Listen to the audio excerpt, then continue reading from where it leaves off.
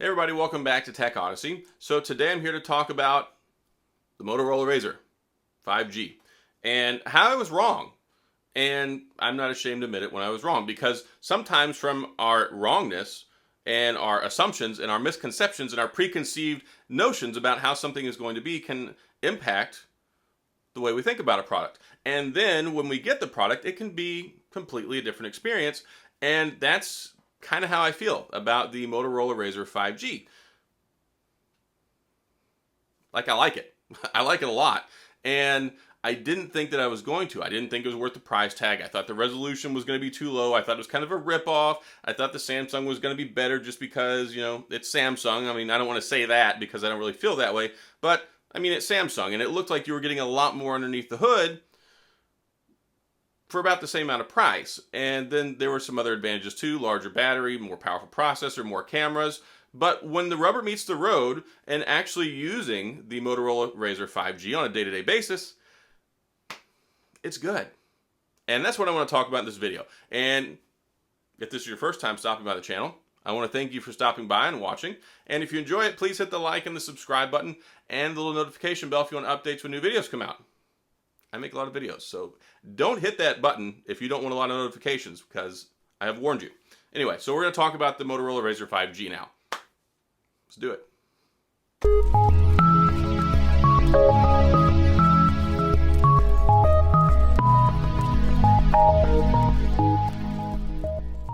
So the Motorola RAZR 5G, on paper, is inferior in a lot of ways to the Samsung Galaxy Z Flip and Z Flip 5G. But we'll compare it to the 5G because they're both tech refreshes. See, they made the Motorola RAZR, and then they came back with the 5G model, just like Samsung did with the Z Flip. They came back with the Z Flip 5G, kind of upgraded some of the components.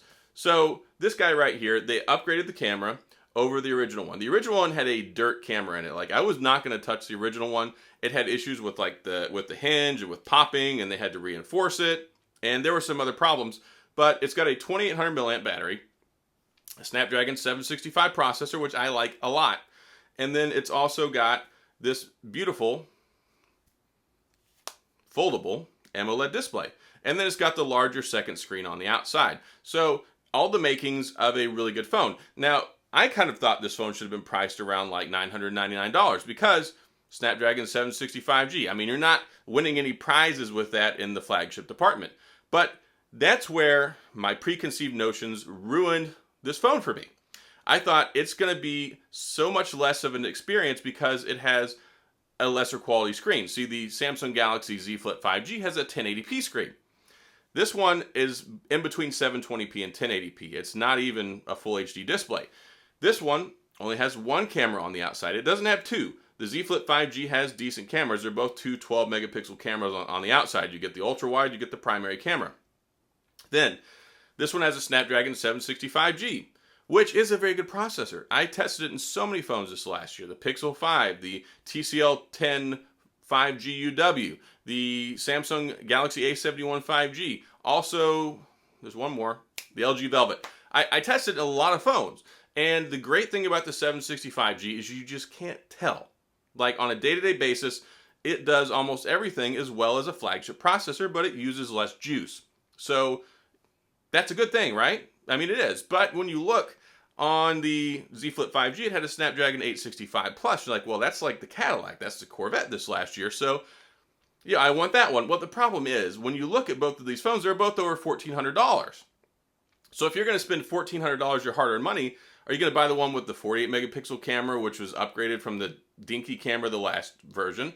Are you going to get the one that has the smaller screen that's not even 1080p? Are you going to get the one with one camera instead of two? Are you going to get the one with the lesser quality processor? Are you going to get the one with the smaller battery? No. When you look at those things on paper, from an economic and a spec perspective, you look at it, it just makes more sense to go with the Z Flip 5G. And also, it had a little bit better reputation as far as durability. So I didn't buy one of these. I mean, I bought this one, yeah, I bought it now, but I bought it like 10 months later and I got it for $399. And it's just like my most favorite phone I've used in a long time. But back when I made the decision, I went with the Samsung route. I had already had the Z Flip and I really wanted the Z Flip 5G. So on paper, it made so much sense to get that one and not this one. Because, well, the only real tangible difference here that's better is this exterior screen, which is actually pretty nice. It's functional. You can reply to text messages. You can watch some videos on there. It's neat. And it also saves on battery. It saves you from having to open your phone all the time. But when you use this phone, it's all about the experience. And it's a really good experience. And if you had a Motorola RAZR back in the day, you will love this phone because it's basically the exact same dimensions. And they made it like down to the T, even with this big notch down here. So when you close it, you've got this nice little ramp. It's kind of rounded off. This is a sleek and sexy phone. And it's nice. And the screen looks really good. It's got a nice, vibrant AMOLED display. And I was taking some pictures. I'm like, wow, the pictures are pretty good. I was using it. I'm like, wow, it's getting me about 3.5 hours of screen on time, which for a 2800 milliamp battery is not terrible. But it could be better, right? I mean, I kind of expected it to have better battery life than the 3300 milliamp on the Z Flip 5G because of the Snapdragon 865 Plus. But on this one, it should get you through the day. It gets me with normal use without sitting there and playing games on it and watching videos all day. It gets me through like a normal day to where I can charge it. And it's got USB-C charging on the bottom. It's got 256 gigs of storage. It's got the one speaker. I don't like where the speaker's at though. I always end up covering it up when I'm playing games. But having used this phone, it's basically everything I thought it wasn't. And I mean, I knew I'd used other phones with the same specs, but I was like, there's no way in my mind I'm paying that much money for $500 hardware. See, at least when you make the argument for the Z Flip 5G, you could say, well, this is all top of the line stuff. Yeah, I'll pay $1,400. And I didn't want to spend that much money anyway. I thought it was overpriced. But if you're going to spend $1,400, at least buy the one that has the top of the line specs in it, right?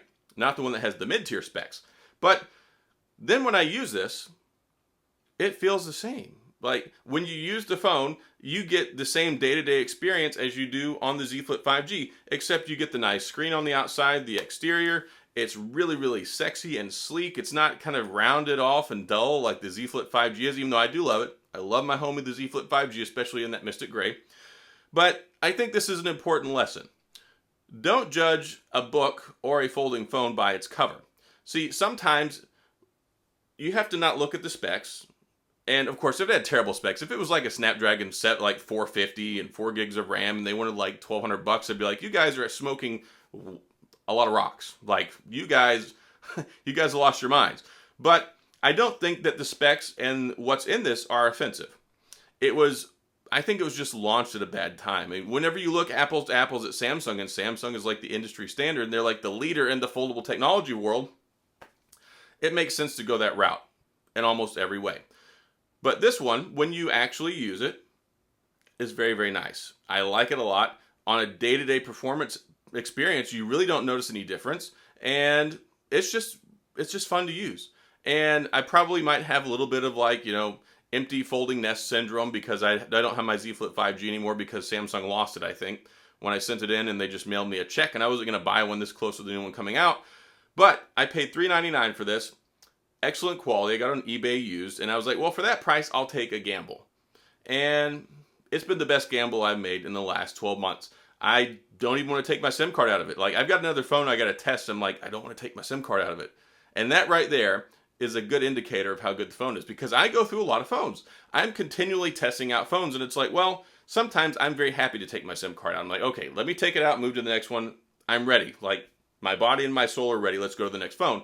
And then this one right here, I'm like, maybe after tomorrow I'll take the SIM out. And then tomorrow comes, I'm like, maybe after tomorrow I'll take the SIM out. So I haven't quite got there yet. I'm not running into any deadlines just yet. But there are other things I need to test. I will have to take my SIM card out, but I'm looking forward to already putting it back in here. I enjoy this phone. I think that even though somebody owned this before me, it's in really good shape. And it seems to be fairly durable. I have confidence in the hardware that's here. And genuinely, I like this phone. So that's really what I wanted to say in this video. Don't always prejudge things. Don't always just look at the spec sheet. Don't always assume because X, Y, and Z that something might be an inferior product. The experience that Motorola brought to the table with this, and then of course you can do the twisty thing and you can fire your camera up, which is cool. And then you can use the front-facing camera to take better selfies than you can on the Z Flip. So there's a lot of neat stuff going on here. I like this phone a lot. Right now, if you were to pick one up used, of course, there's warranty issues like you're not going to have one. So be wary of what you buy used, especially when it comes to a folding phone. But there are some attractive prices on it right now. I had no problem buying it, and I'd do it again. And I really like the phone, so I was wrong.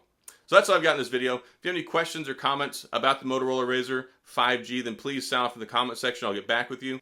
If you enjoyed the video, please hit the like and the subscribe button and the little notification bell if you want updates when new videos come out. And as always, thanks for being here. I appreciate you watching, and I'll see you guys next time.